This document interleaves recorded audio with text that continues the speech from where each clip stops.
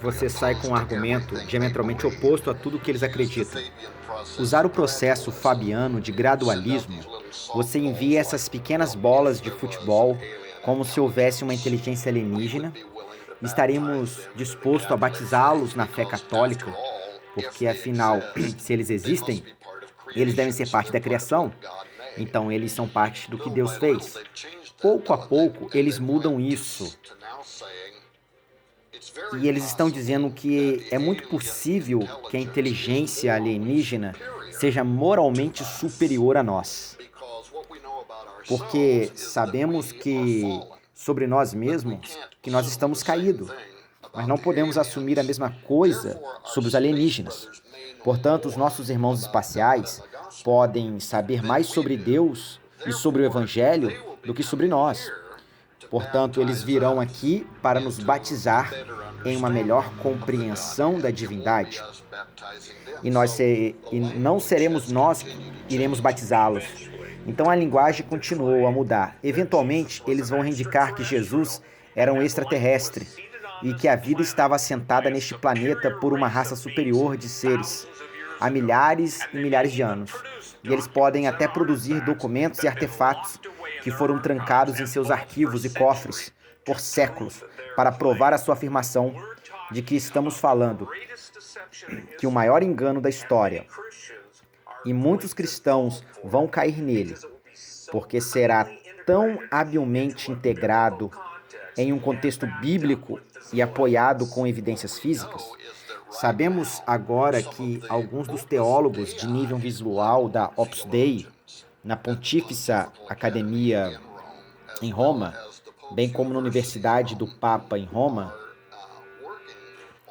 estão na doutrina que muito especificamente tem a ver com informações religiosas de uma fonte extraterrestre. E qual o impacto disso pode estar na fé, na Terra? Por exemplo, o padre Giuseppe Zelan é um teólogo do nível Opus Dei. Ele trabalha na Universidade Pontífice, da Universidade do Papa em Roma. E aqui está o que ele diz. Se a inteligência extraterrestre fornecer informações, isso pode nos levar a termos que repensar tudo o que já conhecemos e acreditamos sobre o Evangelho. Aqui está uma citação que ele diz que não obrigaria imediatamente o cristão a renunciar à própria fé em Deus, simplesmente com base na recepção de novas informações inesperadas de caráter religioso, de civilizações extraterrestres.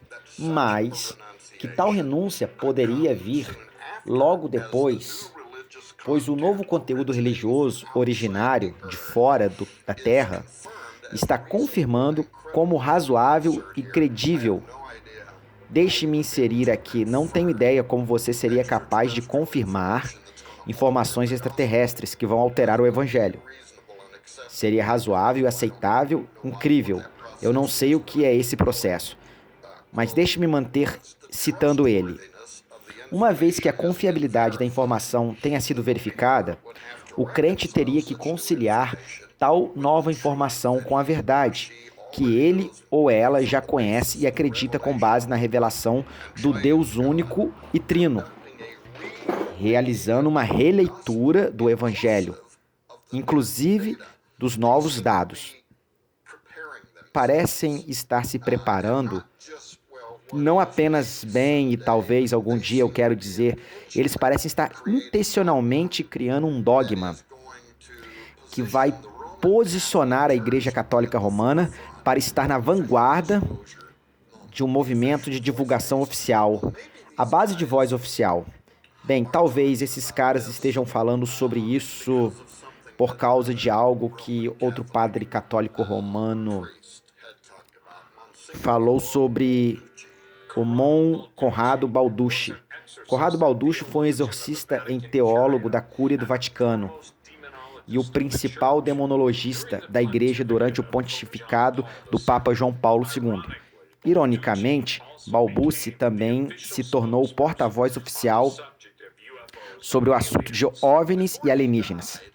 Antes de morrer, Conrado Balducci continuou uma série de programas de televisão italianos, falando sobre alienígenas, dizendo que eles são reais e que ele tinha evidência de que eles são reais. Além disso, como um exorcista, ele poderia confirmar que não há demônios e eles não são anjos. Ele disse que suas inteligências humanoides avançadas, mas o mais notável foi o que aconteceu pouco antes de morrer. Ele veio para os Estados Unidos e concordou em fazer parte de um documentário no qual ele disse que não apenas o Vaticano está ciente da inteligência alienígena, mas há uma guarda avançada desses alienígenas que já estão aqui na Terra.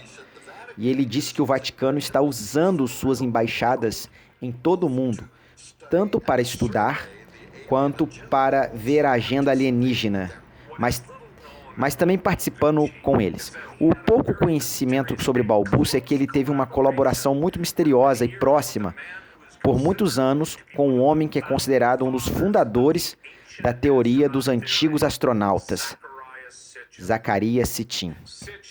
Sitchin é mais famoso por sua interpretação dos antigos textos e simbolismo da Mesopotâmia, especialmente no que se refere aos sumérios.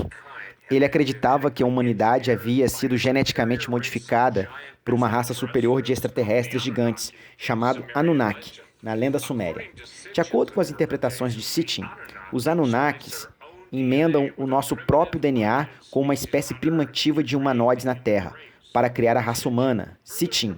Além de que os Ananukkis desceram à Terra em um planeta chamado Nibiru e que seguiram uma órbita no sistema solar. Ele também afirma que os Nefilins mencionados na Bíblia, especialmente em Gênesis 6, eram de fato os Ananukkis.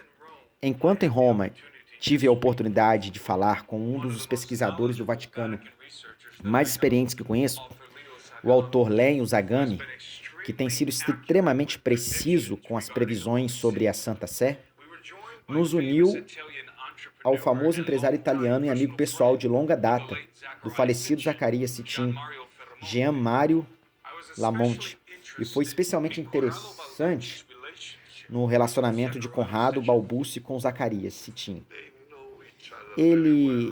Nós nos conhecemos bem, fomos trocando alguns telefonemas. Em seus escritos, às vezes, eles trocavam documentos estranhos.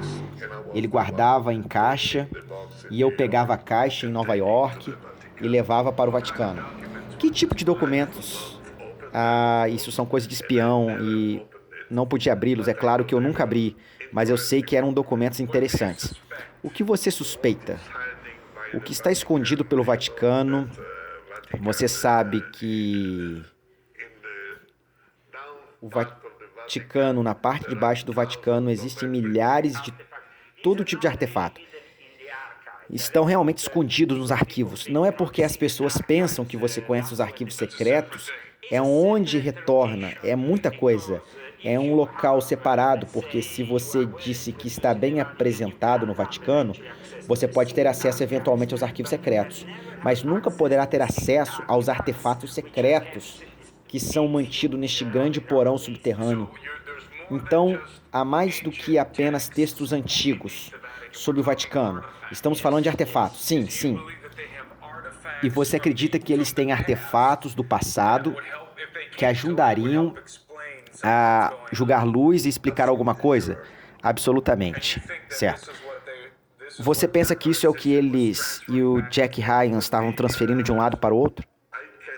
Eu posso dizer que Zacarias me disse que estamos em contato há cerca de 22 a 23 anos. Tillen, e antes de morrer, uns 5 anos. 4 anos atrás ele disse isso.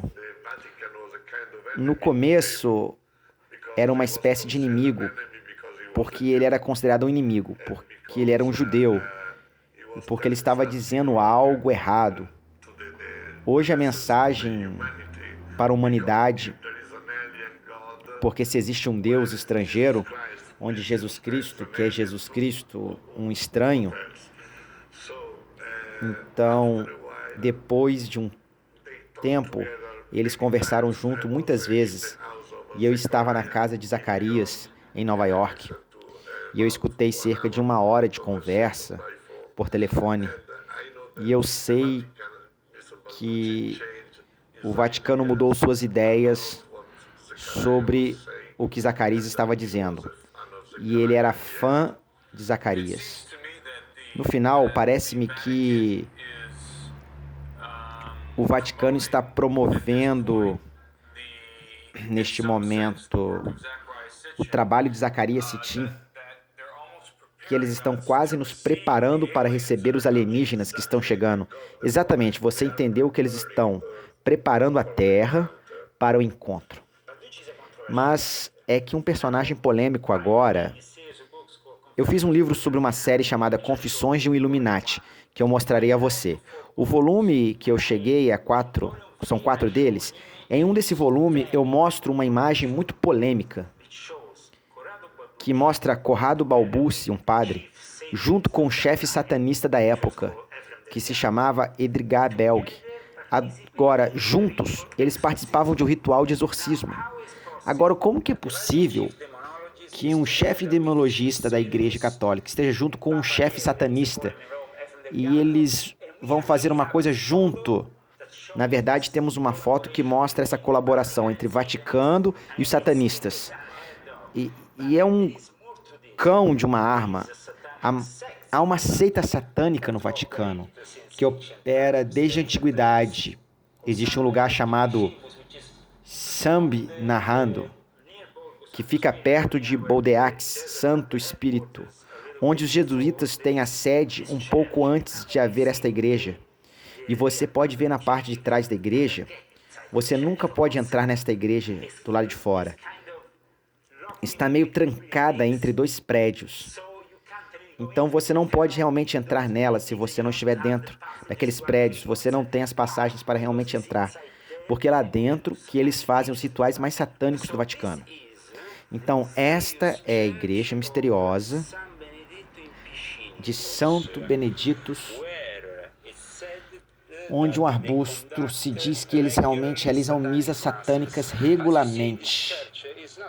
Como você vê, esta igreja não realmente tem uma entrada oficial, então qualquer coisa se está passando como fachada desses 2 grandes prédios. É como o núcleo do satanismo do Vaticano. Está bem aí. Mas é satanismo, mas isso é um paganismo antigo, porque estamos falando de artefatos antigos que antecedem o cristianismo. E essas crenças não foram realmente expulsas de Roma, uma vez que o Vaticano se estabeleceu. Com algumas exceções, foram cooptados. Então você sabe, por exemplo, que no dia 25 de dezembro, depois que você conhece o estabelecimento do cristianismo no Império, eles pegaram basicamente o quartel-general dos escoteiros e transformaram no que hoje é o Vaticano. Mas, ao mesmo tempo, fizeram outras religiões, e algumas das religiões em que o Império, onde o sangue, basicamente você tem que gostar de sangue, com crianças e virgens, eles realmente se dão aos deuses sedentos daqueles rituais. Simplesmente, eles teriam ido para o subsolo. Então, temos toda essa ligação acontecendo em relação ao fato que Corrado Balbucci, por algum motivo, está envolvido também com o satanismo, ligado diretamente. O que, em termos de conexão, para mim, realmente é intrigante. Eu quero dizer, o que você pensa sobre essa conexão? É interessante entender que quando você fala sobre satanismo, o que é satanismo? Quem é Satanás? E a mesma pessoa com quem Lúcifer, ou quem é a verdadeira questão para entender. A ideia de Zacarias, estamos falando há muito tempo sobre isso, era que Lúcifer é um desses Anunnakis, comandante de um planeta. Em uma personalidade pessoal. Este é um ser vivo, vivendo há milhares de anos, e ele vive dentro da terra e das cidades, procurando. Ele estava completamente certo de que existem cidades no subsolo, onde essas pessoas são capturadas e vivem de muitas maneiras. Zacarias Sitchin estava muito perto da verdade, mas ele estava interpretando e defendendo uma versão pervertida da pré-história escrita por uma cultura que era uma rebelião aberta contra Deus. Mesmo quando os filhos de Noé ainda estavam vivos, a Suméria é um sinônimo de Nimrod e Babilônia. Era um reino que Nimrod fundou nas planícies de Sinar. Nimrod, o nome significa o rebelde, porque ele foi que levou os habitantes da terra à rebelião e idolatria após o dilúvio. Os registros sumérios representam um relato tendencioso de uma história pré-diluviana, contando o ponto de vista dos rebeldes. No relato sumério, os observadores caídos são chamados de Anunnaki e são vistos como seres benevolentes que melhoraram geneticamente a raça humana e ensinaram à humanidade as artes da civilização. O Deus da Bíblia, que enviou o dilúvio, é caracterizado no épico de Gilgamesh como um monstro grotesco e é desprezado. Nimrod é tratado como um herói e a prole dos deuses. Até mesmo Lúcifer é denominado em Ringa forma como um líder dos deuses, o senhor da terra e o mestre absoluto. E Mintik, no abismo, é acreditado como a criação da raça humana e estava salvando a humanidade do dilúvio. Seu símbolo era uma cobra e ele era conhecido como o mais sábio de todos os seres. O ato final de rebelião dos sumérios foi a construção da Torre de Babel. Foi um orgulho e desafio contra o Senhor, que enviou o dilúvio e destruiu o velho mundo. Nimrod e seus descendentes sabiam que Deus havia feito uma aliança com seu pai, Noé, prometendo não destruir o mundo em um dilúvio novamente. Então eles zombaram dele e provocaram-o, adorando os anjos caídos e cometendo pecados desenfreados e construindo uma torre alta o suficiente para resistir a outro dilúvio, desafiando a Deus e quebrar a sua palavra. Mas havia em Nimrod e na Torre de Babel uma rebelião e desprezo. A Bíblia diz que Nimrod começou a ser um guerreiro poderoso na terra. Na Septuaginta, a tradução grega do Antigo Testamento, usada pelos apóstolos e pela igreja primitiva, é o mesmo versículo que afirma literalmente que Nimrod começou a ser um gigante. Nimrod é a transformação aparente e misteriosa em um Gibaor, ou um gigante, um híbrido. Foi imediatamente seguido pela construção do primeiro império. É plausível que Nimrod estivesse realmente tentando reconstruir as ruínas desoladas das cidades pré-diluvianas nas planícies de Sinar. Uma das cidades que ele construiu se chamava Babel, ou Babilônia, significando o portal dos deuses, e se tornaria o local da infame Torre de Babel. Você tem a impressão de que Nimrod não era apenas um tirano e um rebelde. Ele também estava envolvido em algum tipo de feitiçaria, envolvendo a abertura de portões metafísicos. Os selos cilíndricos sumérios relatam um deus Enki emergindo através de um portão, ou portal, e observam os abismos. Os sumérios construíram um templo sobre este portal metafísico, chamando Abduzu, que nunca foi concluído. Alguns arqueólogos sugerem que Abduzu estava, em fato, a fundação da Torre de Babel, ou o lugar aonde a torre do portão dos deuses era aberta. Nimrod transformou a genética e, de maneira súbita, impulsionou a construção da Torre de Babel. Parece corresponder à recuperação do conhecimento pré-diluviano representado por honrar o homem-peixe, que emergiu do mar, aparência meio homem, meio peixe, e de lá, que é provavelmente simbólico, o conhecimento preservado do antedilúvio, uma vez que apenas criaturas do mar sobreviveram ao dilúvio.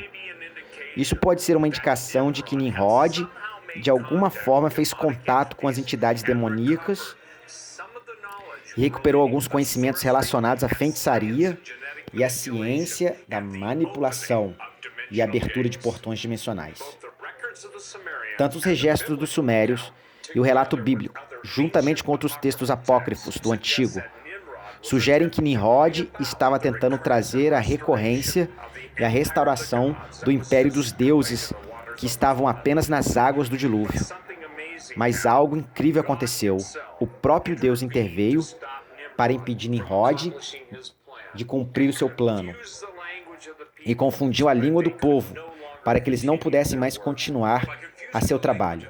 Confundindo a língua do povo, não só Deus pôs fim à atividade de feitiçaria em que eles estavam envolvidos, mas também garantiu que o conhecimento ilícito dos vigilantes, que eles aparentemente recuperaram, fosse dividido entre os vários grupos de pessoas que poderiam já não se comunicar entre si. Este conhecimento é agora compartilhado e preservado, apenas em parte, por várias facções da escola de mistérios ocultas em toda a Terra. A mitologia escrita nas tábuas e selos cilíndricos dos sumérios foi inventada pela primeira civilização a surgir no mundo e depois do dilúvio de Noé. Uma civilização seguindo a rebelião de Nimrod e dos anjos caídos.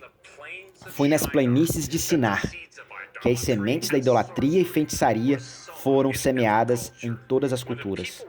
Quando as pessoas foram separadas na Torre de Babel, elas eventualmente se espalharam por toda a face da terra, cada grupo carregando consigo artefatos da Suméria e fragmentos de conhecimento sobre o mundo antes do dilúvio de Noé. Ao longo do tempo, apenas os elementos mais fundamentais da história pré-diluviana permaneceram em cada cultura, como os deuses descendo do céu, gigantes, um grande dilúvio e a premonição de que algum dia os deuses retornarão e seu império seria restaurado. Mas um registro verdadeiro e preciso foi preservado por Deus, através dos descendentes de Jacó.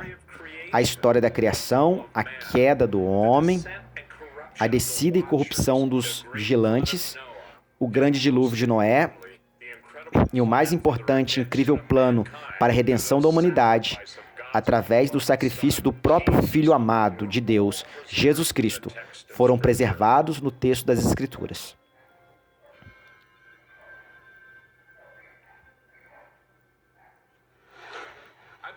Eu acredito que Zacarias Sitchin foi um homem sincero que rejeitou corretamente a teoria ridícula das origens humanas oferecida pelos darwinistas, mas imprudentemente também rejeitou a verdadeira narrativa das Escrituras, em favor do relato sumério escrito da perspectiva dos rebeldes caídos. Sitchin não estava apenas desenvolvendo uma nova teoria para a origem do homem. Ele estava reacendendo um engano muito antigo, um engano associado a entidades extremamente maliciosas que ainda estão ativas no mundo de hoje e ansiosas pela oportunidade de se manifestar novamente e guiar a humanidade para outro cenário da Torre de Babel de Sinar.